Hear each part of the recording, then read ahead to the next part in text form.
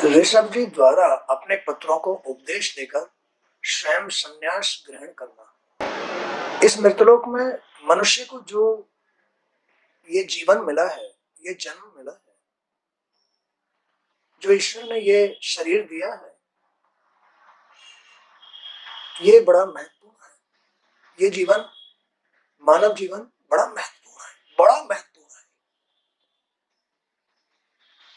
तो इसी के विषय में ऋषभ देव जी अपने पुत्रों को उपदेश दे रहे हैं, समझा रहे हैं कि बच्चों, भगवान ने ये तुम्हें बहुत बड़ी सौगात दी है। ये जो शरीर दिया है, ये कोई साधारण चीज नहीं है। ये तुम्हारे जीवन का बड़ा ही उत्तम साधन है। तुम्हें आनंद लेने का बहुत उत्तम साधन है ये।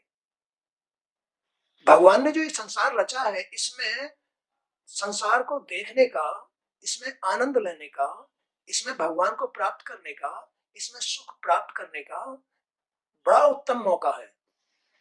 इसे बिगाड़ना मत। तो ऋषभ देव जी अपने पुत्रों को यही उपदेश दे रहे हैं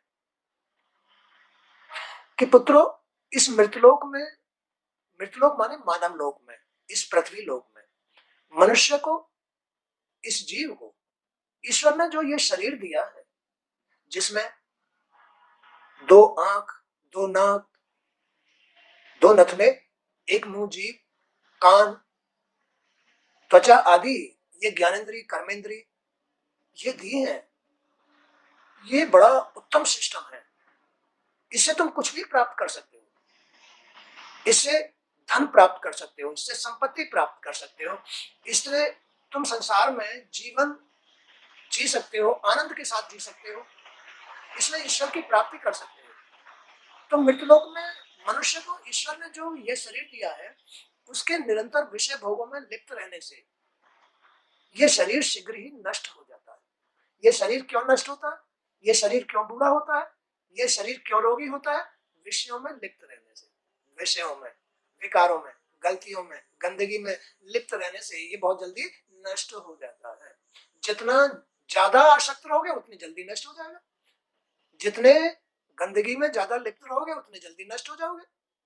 जितना जितने विषयों में ज्यादा आसक्त रहोगे उतने ज्यादा रोगी होगे, चिंतित होगे, टेंशन में रहोगे, इसमें कुछ भी नहीं रहेगा। फिर ये शरीर शीघ्र ही विषयों में रहने से नष्ट हो जाता है। इसलिए विषय भोगों से सदैव दूर रहना चाहिए। विषय भोगों से सदैव इस शरीर को बचा के रखना चाहिए, कुसंगति से बचा के रखना चाहिए, विषय भोगों से बचा के रखना चाहिए, अशुद्ध भोजन से बचा के रखना चाहिए। इसे उत्तम उत्तम संगति, उत्तम उत्तम भोजन, उत्तम उत्तम साधना देनी चाहिए। ऐसा भोग विलास तो, ऐसा भोग विलास जो मनुष्य भोग रहा है, विषयों को, गंदगियों को, मीट, शराब, अंडा, अशुद्ध भोजन को, ऐसा भोग विलास तो विष्ठा खाने वाले जो सुअर, कुत्ते, पशु, पक्षी जो विष्ठा खाने वाले हैं, ऐसा विषय भोग तो ऐसे जीव किया करते हैं। मानव थोड़े करता है, मनुष्य थोड़े करता है। ये मनुष्य के लिए विषय भोग नहीं दिए हैं। ये जो शरीर है बड़ा उत्तम है, बड़ा उत्तम है। ये मानव को क्यों दिया हुआ है? क्योंकि मानव उस परमात्मा की पहली खुशी है। खुशी, इसमें से ही देव बनते हैं। मानव से ही देव तैयार होते हैं और मानव से ही दानव तैयार हो जाते हैं। तो ये जो मानव आकृति है, जो ये शरीर जीव को दिया हुआ है, ये परमात्मा की सबसे उत्तम रचना है। इस शरीर से तो सदैव दिव्य तपों को ही करना चाहिए, दिव्य तप करने चाहिए। इस शरीर से तो हमेशा शुद्ध शुद्ध कर्म करने चाहिए, शुद्ध शुद्धता धारण करनी चाहिए, शुद्ध संगति, शुद्ध भोजन आदि करके तब इस शरीर से आनंद लेना चाहिए। तप करने से अंतःकरण शुद्ध होता है। तप तप किसके लिए बताया गया है? जी के लिए। जी में त्याग होना चाहिए, त्याग ही तप है। तो तप करने से अंतःकरण शुद्ध होता है। जो तुम्हारे अंदर मन बुद्धि विचार आदि हैं, ये तुम्हारा अंतःकरण है। ये अंतःकरण कब शुद्ध होता है? जब जी शुद्ध होता है। तो जी के लिए तप बताया गया है, जी के लिए त्याग बताया गया है। ये संसार जी को और मन को ही तो दूषित करता है, इसलिए जी में त्याग होना चाहिए। जी में अशुद्ध संगति का, अशुद्ध भोजन का, अशुद्ध बातों का, अशुद्ध राग द्वेषों का जो जी में यानी जो विचार आते हैं, इनमें शुद्धता होनी चाहिए। अब ये विचार भी तो शुद्ध नहीं रहते आदमी के, उल्टे उल्टे विचार आते हैं, नेगेटिव विचार आते हैं, अशुद्ध विचार आते हैं। तो इन्हें शुद्ध जो करके रखता है उसका अंतःकरण शुद्ध रहता है, मन शुद्ध रहता है, बुद्धि शुद्ध रहती है, विचार शुद्ध रहते हैं। ये जी शुद्ध कब रहेगा? जब तुम संसार में, जब तुम इस शरीर को अशुद्धि नहीं दोगे, विषय भोग नहीं दोगे, अशुद्ध भोजन नहीं दोगे, या और कोई भी अशुद्धि नहीं आने दोगे इस शरीर के अंदर, तो तुम्हारे विचार शुद्ध रहेंगे।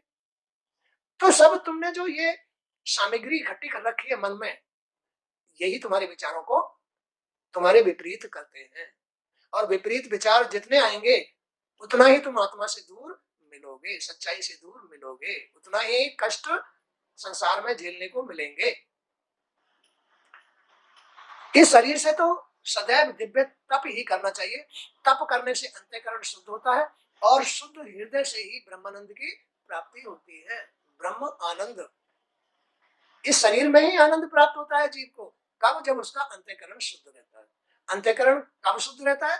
जब जीव तप में, त्याग में होता है, तो अंतःकरण शुद्ध रहता है और इस अंतःकरण से ही ब्रह्मानंद की, इस संसार में आनंद की प्राप्ति होती है। तो शास्त्रों में, भागवत में, शास्त्रों में, वेदों में महापुरुषों को ही मुक्ति का मार्ग बताया गया। जो महापुरुष है, जो गुरु लोग हैं, ज्ञानी लोग हैं, जो इस संसार के विषय में ज्ञान रखते हैं, जो भागवत का ध्यान रखते हैं, ज्ञान रखते हैं, उनकी सेवा को ही मुक्ति का द्वार बताया गया है कि उनकी सेवा कर लो, वो तुम्हें ज्ञान दे देंगे। बोलो ये बात सही है? उनकी सेवा से ही ज्ञान मिलेगा, और तुम उनकी और उल्टी सीधी बातें करोगे तो वो तुम्हें क्यों ज्ञान देंगे? उनकी आत्मा और दूर भग जाएगी। इसी तरह से तुम जब गलती करोगे तो तुम्हारी आत्मा दूर भग जाएगी, सच्चाई दूर भग जाएगी, और तुम आनंद की जगह इस संसार में लिप्त हो जाओगे, दुखी हो जाओगे। फिर तो तुम्हारा मन जो है ना, बगैर इन विषय विकारों के तुम्हारा मन कहीं लगेगा ही नहीं। हर वक्त तुम्हारे अंदर इच्छा, जी के अंदर इच्छा बस विषय विकारों की ही रहेगी। जब सच्ची आत्मा से दूर हो जाओगे तो हर वक्त मन विषयों में ही लगेगा। इसलिए अपने अंतःकरण को शुद्ध रखने के लिए जी को त्याग में रखना चाहिए, बुराइयों से त्याग। तो तुम्हारा अंतःकरण शुद्ध रहेगा, मन शुद्ध रहेगा, बुद्धि शुद्ध रहेगी और वाणी भी शुद्ध रहेगी। तब तुम्हें इस संसार में आनंद आएगा। और ये मौका मिलता है गुरुओं की शरण में, भागवत की शरण में, सत्संग की शरण में, तब तुम्हें ये मौका मिलता है। तो उन्होंने कहा है कि महापुरुषों की सेवा को ही मुक्ति का मार्ग बताया गया है। और स्त्री का संग करके, स्त्री का संग करके, विषय भोगों में लिप्त रह करके, संसार में लिप्त रह करके, ये स्त्री संसार का ही तो रूप है। मायावी जो स्त्री होती है, स्त्री तो बड़ी श्रेष्ठ भी होती है, स्त्री तो प्रकृति भी है, प्रकृति तो दुर्गा मां ब्रह्म शक्ति भी है, लेकिन वो इन विकारों से मुक्त है, दूर है। इसलिए उस स्त्री का संग बड़ा उत्तम है।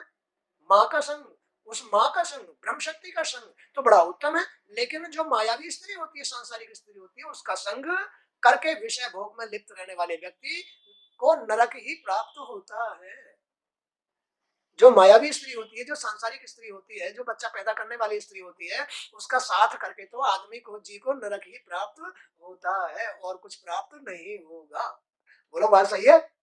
हाँ, जो बच्चा पैदा करने वाली स्त्री होती है, उसका साथ लेकर के तो जी को नरक ही प्राप्त होगा, जी गंदा ही होगा, जी नरक में माने आत्मा से दूर जाएगा ही, नेगेटिव विचार उसके आएंगे ही, उसे ज्ञान नहीं रहेगा, उसको प्रकाश नहीं मिलेगा, वो संसार में ही लिप्त रहेगा, उसका मन अशुद्ध रहेगा, कभी धन के लिए, कभी संपत्ति के लिए, कभी अपने काम की जरूरत पूरी पूरी करने के लिए, वो कभी भी मुक्ति प्राप्त नहीं कर पाता है, नरक में ही जाता है।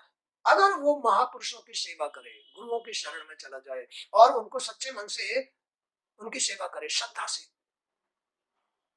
कपड़ों के, खाने के, रहने के, ओढ़ने बिछाने के या उनकी आज्ञा का पालन करे, तो निश्चय ही उनकी आत्मा खुश हो जाएगी। आत्मा तुम्हारी आत्मा, उनकी आत्मा तुम्हारी ही आत्मा है। निश्चय ही ऐसा कर्म करने से तुम्हारी आत्मा खुश हो जाएगी और तुमको प्राप्त हो जाएगी। बोलो बात सही है? निश्चय ही तुम्हारी आत्मा खुश हो जाएगी उनकी सेवा करने से। तुम्हारी आत्मा और उनकी आत्मा में कोई अंतर नहीं है, एक ही है। तो उनकी सेवा करने से तुम्हारी आत्मा खुश हो जाएगी। कर्म केवल कर्म प्रधान है, कर्म करोगे तो आत्मा तुमको अपनाएगी, अन्यथा नहीं अपनाएगी। महापुरुष वे लोग होते हैं जो समान भाव से, महापुरुषों की बात सुन लो, महापुरुष कौन होते हैं? महापुरुष वे लोग होते हैं जो समान भाव से रहते हैं, सबके बीच में सबको एक जैसा भाव देते हैं। कैसा भाव? आत्म भाव, शुद्ध भाव, जो समान भाव से रहते हैं, जो परम शांति के साथ रहते हैं, सबका भला चाहते हैं, मन से शांत रहते हैं और उनकी बुद्धि शुद्ध है, कोई भेदभाव नहीं है, कोई तेरे मेरे की बात नहीं है, वही महापुरुष होते हैं।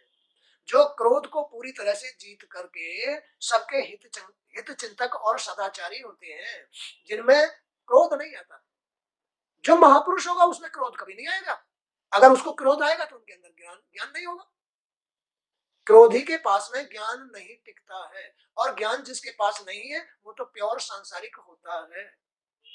बोलो होता है नहीं होता? जिसके पास ज्ञान नहीं हो तो प्योर सांसारिक है। और ये जो ज्ञान आता है, ये ज्ञान ईश्वर का रूप है, ईश्वर की कृपा है। ये तो तभी आती है जब मन और जी शुद्ध होता है।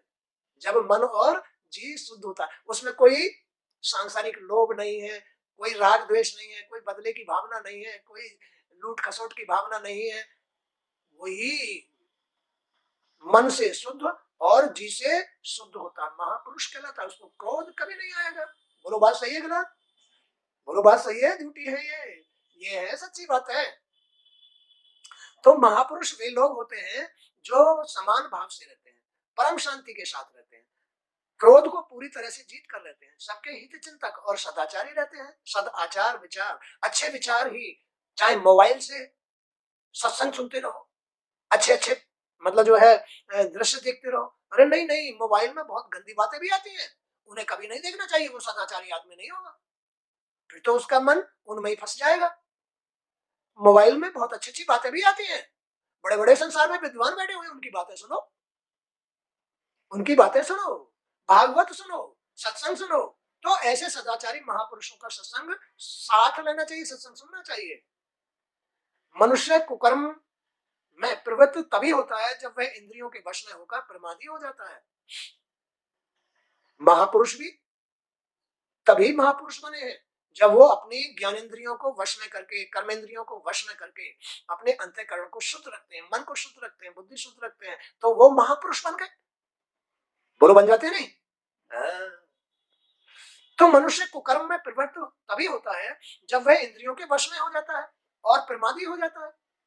केवल ये इंद्रियां ही, ज्ञानेंद्रिय और कर्मेंद्रिय ही जीव को प्रमादी बनाती हैं, लोभी बनाती हैं, स्वार्थी बनाती हैं। ये ज्ञानेंद्रिय और कर्मेंद्रिय, इनसे ही उसका अंतःकरण खराब होता है।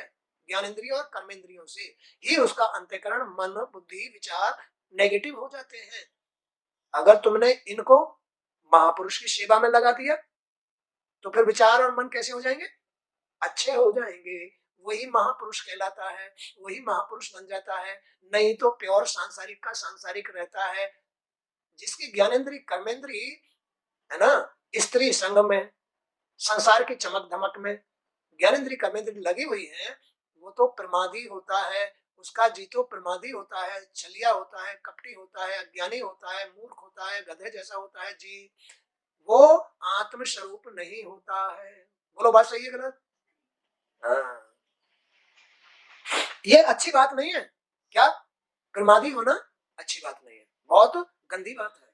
अपना ही जीवन नष्ट कर रहा है। प्रमादी बनना, कुकर्मी बनना, ये अच्छी बात नहीं है।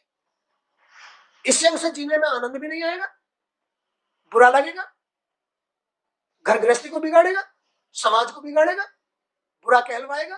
अपने माँ बापों को नरक में डालेगा, खुद नरक में जाएगा। बोलो बात सही है।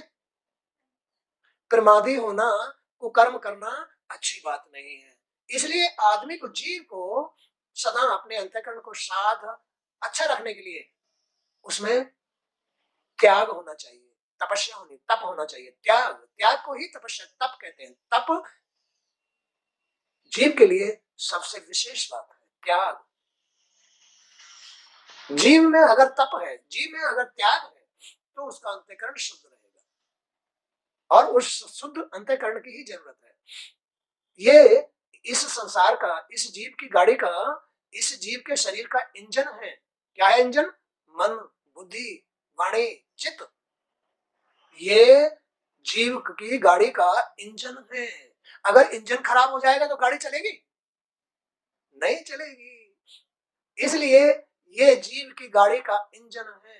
अब गाड़ी को, उसकी बॉडी अच्छी होनी चाहिए। गाड़ी की जितनी चमकदार बॉडी होगी उतनी गाड़ी नहीं लगेगी, अच्छी लगेगी। जितनी गाड़ी पूरा मतलब सिस्टम ठीक होगा, उसमें तो शीशे भी होते हैं, उसमें तो पहिए भी होते हैं, उसमें तो और बहुत सारे मतलब जो है पार्ट लगे होते हैं, स्टीयरिंग लगा होता है, ये सब कंप्लीट होना चाहिए, शुद्ध होना चाहिए, नया होना चाहिए। तो बात बताओ, गाड़ी कैसी लगेगी?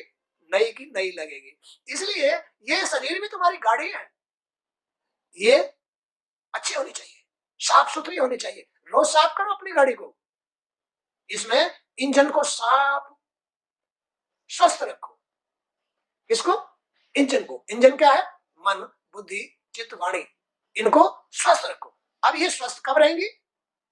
जब तुम देखते हो ना, गाड़ी जब ड्राइवर चलाता है तो शीशे भी साफ करता है? भगवान को धूप बत्ती भी लगाता है गाड़ी के अंदर, तस्वीर भी लगाता है। कहा? गाड़ी के अंदर। क्यों? भगवान रक्षा करेंगे, मदद करेंगे। ऐसे ही आदमी को अपनी गाड़ी को साफ सुथरी रखना चाहिए, शीशे आदि साफ करने करके चलना चाहिए। शीशे माने अपनी ज्ञानेंद्रियों को साफ करके चलना चाहिए। और फिर इसमें भगवान के नाम की धूप बत्ती लगानी चाहिए। किसमें? इस गाड़ी में। भगवान के नाम की धूप बत्ती क्या है? उसका नाम लेना चाहिए, उसका दीपक जलाना चाहिए, आत्म ज्ञान प्राप्त करना चाहिए, सत्संग प्राप्त करना चाहिए। ये धूप दीप है। सत्संग जरूर लेना चाहिए। ये सत्संग ही धूप दीप है इस गाड़ी में। बोलो बात सही है। इस गाड़ी में ये धूप दीप ही सत्संग है। तो सत्संग लेकर के तब सारे दिन अपना शुद्ध कर्म करना चाहिए, शुद्ध जीवन जीना चाहिए, तो उसको आनंद आएगा।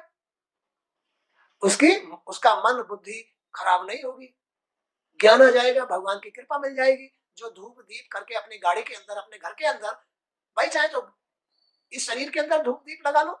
ये धूप दीप क्या है? सत्संग आदि ले लो। और चाहे घर के अंदर धूप दीप चिराग बत्ती कर लो, वो भी घर भी गाड़ी है, उसमें धूप दीप करना, वो भी भगवान की कृपा प्राप्त करना है, तो घर चलेगा। ऐसे ये शरीर चलेगा।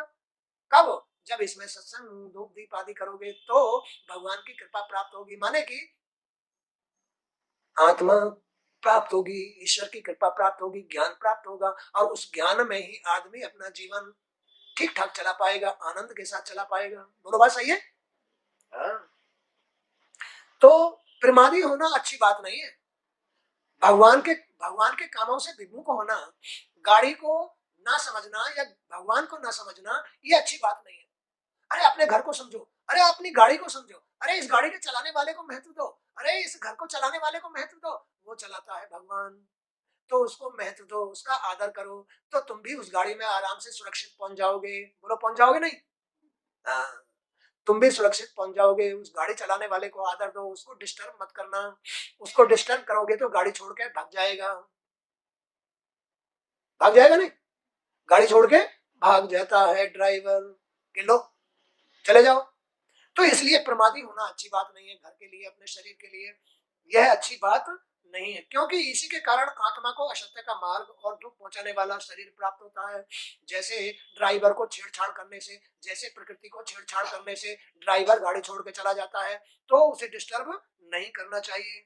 आत्मा को डिस्टर्ब नहीं करना चाहिए, आत्मा को विमुख नहीं करना चाहिए। बोलो बात सही है। जब तक मनुष्य को आत्म तत्व का ज्ञान नहीं होता तभी तक अज्ञानवश वह शारीरिक मोह माया में फंसकर अपने शरीर को ही प्रमुख मानता रहता है। अरे तो तत्व ज्ञान प्राप्त करने के लिए अपने देखो ये जीवन तो तत्व ज्ञान से चलेगा। ये तो तुम्हारा मन तो परिवर्तनशील है, तुम्हारे अंदर जो प्रकृति है ये तो परिवर्तनशील है। कभी सांसारिक हो जाती है तो कभी भगवान में हो जाती है, कभी दुख में हो जाती है तो कभी सुख में हो जाती है। तो ये परिवर्तनशील संसार है। तुम्हारा मन तुम्हारा जीव परिवर्तनशील है। तो कभी भी इन गलतियों का बुराइयों का साथ नहीं लेना चाहिए। आत्मा के लिए अपनी सच्चाई के लिए बुराइयों का साथ लोगे तो सच्चाई विमुख हो जाओगे, सच्चाई से विमुख हो जाओगे। जब तक मनुष्य को आत्म तत्व का ज्ञान नहीं होता तब तक अज्ञानवश वो तब जब तक ही कुकर्म करेगा जब तक उसे ज्ञान नहीं हुआ है, तत्व ज्ञान नहीं हुआ है। अज्ञानी मनुष्य ही संसार में घुसता है, अज्ञानी मनुष्य ही कुकर्म करता है, अज्ञानी मनुष्य ही बस रोता पिटता रहता है या नरक में जाता है। अज्ञानी मनुष्य ही जाता है। ज्ञानी मनुष्य को कोई इन बातों से मतलब नहीं होता है। ये ईश्वर की कृपा होती है, ये ईश्वर की कृपा ही ज्ञान है, यही आत्मा है, यही तत्व ज्ञान देती है, यही तुम्हें जीने में आनंद देती है, यही तुम्हें संसार के दुखों से बचा के रखती है, बुराइयों से बचा के रखती है, आत्मज्ञान। इसलिए जीव को अपने आत्मज्ञान से कभी विमुख नहीं होना चाहिए। ये तो अज्ञानता में होता है। अज्ञानता इसी बात को कहते हैं, जब जी के पास त्याग नहीं होता, तप नहीं होता, तब ये जी अज्ञानी होता है। अज्ञानता में ही मनुष्य कुकर्म करता है, प्रमादी बन जाता है और संसार में घुस करके कष्ट भोगता है। ये जीव की भूल है, अज्ञानता है। तो ये अज्ञानता ही आदमी को प्रमादी बना देती है, बुरा दुष्ट बना देती है और उसी की संतुष्टि में लगा रहता है। किसकी संतुष्टि में? संसार की पूर्ति में। यानी वो शरीर में लिप्त हो जाता है, अपने विकारों में लिप्त हो जाता है। केवल वो जीव, अज्ञानी जीव संसार में यानी शरीर में फंस करके इसको ही सत्य मानता है और इसमें ही फंसा रहता है। अब इससे बाहर नहीं निकल पाता क्योंकि उसको ज्ञान नहीं है, क्योंकि उसको ईश्वर की कृपा प्राप्त नहीं है, क्योंकि उसको आत्मा की कृपा प्राप्त नहीं है, आत्मा के करीब नहीं है। इसलिए वो अज्ञानी पुरुष अज्ञानता में संसार में ही घुसा रहता है। बोलो घुसा रहता नहीं, और उससे बाहर नहीं निकल पाता है। वो तो जब ही बाहर निकलेगा जब महापुरुषों की सेवा करोगे, उनकी आत्मा खुश करोगे तो खुश होकर के तुम्हें ज्ञान दे देंगे और तुम्हें समझा देंगे भाई अपनी गाड़ी को खराब मत करो, अंदर बाहर से साफ रखो, भाई अपनी गाड़ी का इंजन ठीक रखो, भाई स्टीयरिंग पर जब बैठो जब पहले भगवान का भजन कर लो, सत्संग सुन लो, तभी कोई कर्म करो। घर में खाना भी तभी बनाओ पहले सत्संग सुन लो। ये भगवान की धूप धूप और दीप है। घर गृहस्थी के अंदर, गाड़ी के अंदर, शरीर के अंदर जब तक भगवान का भजन या सत्संग ना सुन लो तब तक कुछ मत करो। ये बहुत जरूरी है इस संसार में, इस शरीर में, गाड़ी में ड्राइवर को। अरे भाई जीव को सच्चाई के साथ रह करके ही ड्राइवर गाड़ी चला पाएगा, सच्चाई के साथ ही मनुष्य अपना घर चला पाएगा, सच्चाई के साथ ही जीव आत्मा को प्राप्त हो पाएगा। बोलो बात सही है गलत? अन्यथा अन्यथा भ्रमित हो जाएगा, अज्ञानी बन जाएगा और अज्ञानता में वो इस शरीर को ही, इस मोह माया को ही सत्य मानेगा और इसमें ही लिप्त होकर के नरक में चला जाएगा, प्रमादी बन जाएगा, दुष्ट बन जाएगा, बुरा कहलवाएगा, दुनिया से गाली खाएगा। बोलो बात सही है?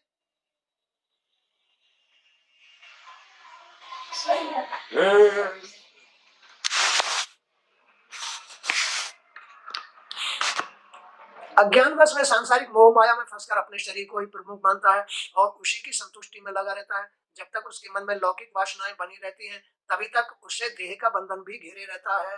देह का बंधन, देह के बंधन का मतलब है इसकी इच्छाएं, शरीर की इच्छाएं बन गई उसमें। अब पूर्ति करते रहो इस शरीर की। ये शरीर इंद्रियों के साथ ही तो तुम्हारा मन है, अब इस मन की पूर्ति करते रहो। अब ये इस मन को ही सच्चा साथी मान लेता है। बुराइयों में घुस करके जीव, बुराइयों में घुस करके जीव मन की पूर्ति करता रहता है, कभी विषय भोग करता है तो कभी मीट अंडा ये दूषित वस्तुएं खाता है तो कभी कुसंगति में जाता है। करते रहो मन की पूर्ति। अब तो तुम्हारे मन की पूर्ति ही तुमको नरक में ले जाएगी। अरे हमेशा तप में रहो, त्याग में रहो, मन की पूर्ति मत करो, सांसारिक मन की पूर्ति मत करो। इस मन को अच्छा बनाओ, इसे आध्यात्मिक बनाओ, तब इसकी पूर्ति करो। आध्यात्मिक मन, भगवान में मन, भक्ति में मन, इसके अंदर कोई इच्छाएं नहीं होती हैं, वो शुद्ध रहता है और आनंद के साथ जीवन जीता है। इसलिए जब तक जीव के मन में आत्मा के द्वारा परम तत्व परमात्मा को पाने की जिज्ञासा नहीं होती, तब तक वह देह बंधन से कभी नहीं छूट पाता। जब तक जीव स्वार्थ में लिप्त होकर इंद्रियों के प्रभाव को झूठा अथवा असत्य नहीं मानता, तब तक वह आत्म स्वरूप की स्मृति को भूलकर अज्ञान के कारण घर गृहस्थी और परिवार के सदस्यों के बारे में ही सोचता रहता है। बोलो, सोचता रहता है ना। कब? जब तक उसके मन में परमात्मा को पाने की जिज्ञासा पैदा नहीं हुई है, जब तक परमात्मा के प्रति श्रद्धा नहीं हुई है उसके मन में, तब तक उसके मन में संसार बसा हुआ है। और जब उसके मन में परमात्मा को पाने की श्रद्धा और जिज्ञासा आ जाएगी, तो वो संसार के मोह बंधन से मुक्त होना शुरू हो जाएगा। बोलो, हो जाएगा। अच्छा, और जब तक वो मन के झूठे विकारों में फंसा हुआ है, तब तक ही उसके अंदर मोह है। परिवार के प्रति मोह है, धन के प्रति, घर के प्रति, संपत्ति के प्रति, स्त्री के प्रति, विकारों के प्रति मोह कहलाता है। ये मोह मन की गंदगी कहलाती है। ये सांसारिक मन कहलाता है, मायावी मन कहलाता है। ये मायावी मन ही तो जीव को मायावी जीव बना देता है। तो इनसे मुक्त होने का उपाय है जी का तप, त्याग में रहना और मन को भगवान के प्रति श्रद्धा भाव में जगाना। और इस संसार से जितनी भी ये विषय वासना है, इनको त्यागना, जी से त्यागना, मन से दूर करना। तब आदमी को आनंद मिलता है, तब आदमी को उसकी गति भी होती है। गति तो उसके मन के अनुसार होती है। आदमी की जैसा मन होता है वैसी गति होती है। बोलो, बात सही है। मरने के बाद भी, मरते समय भी जब उसके मन की जैसी गति होगी ना, वैसी गति से मरेगा। मरते टाइम भी आदमी के मन की जैसी गति होती है, उसी हिसाब से मरेगा। इसलिए मरते टाइम के लिए अपने मन को बिल्कुल शुद्ध कर जाओ, तो तुम्हें आनंद से मृत्यु प्राप्त हो जाएगी। बोलो, बात सही है, हैं? इसलिए अपने मरते टाइम मन को खराब मत रखो, तेरे मेरे में मत रखो, भेदभाव में, राग द्वेष में मत रखो, हैं? किसी को ये मत कहो कि तुझे बड़ी जवानी आ रही है, तुझे ये मत कहो कि तू इतनी बुरी है, तू किसी या इतना बुरा, किसी को मत कहो। अपने मन को शुद्ध रखो। बोलो, बात सही है। अपने मन को शुद्ध रखो, नहीं तो मरते टाइम भी ये बात नहीं छूटेगी और कुगति हो जाएगी, नरक में चले जाओगे।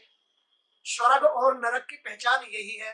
मरते टाइम तक अगर तुम्हारा मन अशुद्ध रहा तो कुगति होगी, और तुम्हारे मरते टाइम मन शुद्ध रहा, भगवान में रहा, श्रद्धा में रहा, उनके प्रति भजन में रहा, तो गति मिलेगी, मोक्ष मिलेगा या स्वर्ग मिलेगा।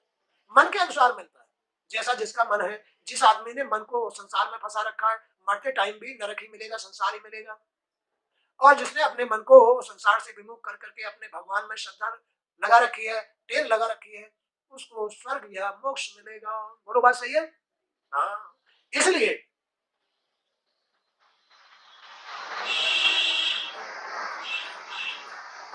तो जब तक जीव स्वार्थ में लिप्त होकर इंद्रियों के प्रभाव को झूठा अथवा असत्य नहीं मानता, तब तक वह आत्मस्वरूप की स्मृति को भूलकर अज्ञान के कारण घर गृहस्थी और अपने परिवार के सदस्यों के बारे में ही सोचता रहता है, तथा विविध प्रकार के दुखों को ढोता रहता है। विविध प्रकार के दुखों को, ये मोह, जब तक इस गंदगी का मोह रहता है जी को और मन को, तब तक वो भार ढोता रहता है, पूर्ति ही नहीं पड़ती है ना।